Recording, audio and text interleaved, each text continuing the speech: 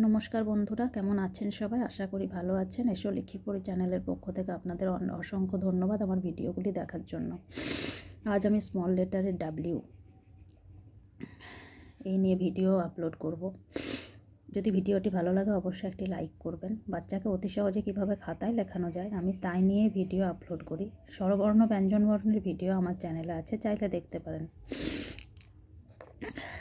তো আজকে small লেটারের W পার্থক্য কিছুই নেই স্মল লেটার এবং ক্যাপিটাল লেটারের ডাব্লিউ এর মধ্যে, শুধু এটুকুনি পার্থক্য, ক্যাপিটাল লেটার বড় হয় এবং স্মল লেটার ছোট হয়। 4 লাইন্স খাতায় লেখার ক্ষেত্রেও একটু পার্থক্য আছে। এইটি হলো ডাব্লিউ। 4 লাইন্স কপিতে লিখব এভাবে, এই দুটো লাইনে নয়, মধ্যিখানের লাইনে হবে ডাব্লিউ। অনেকে কিন্তু ডাব্লিউকে এভাবে বাচ্চাকে শেখান, এটা কিন্তু নয়, এটা কিন্তু টানা হাতের লেখা বা কারসিভ যেটাকে বলে সেই লেখা, এটা নয়, এটা কিন্তু ডাব্লিউ, এটা কিন্তু স্মল লেটারের ডাব্লিউ। এই দুটো লাইনে হবে না, এখানে হবে। ভিডিওটি ভালো লাগলে অবশ্যই লাইক করবেন।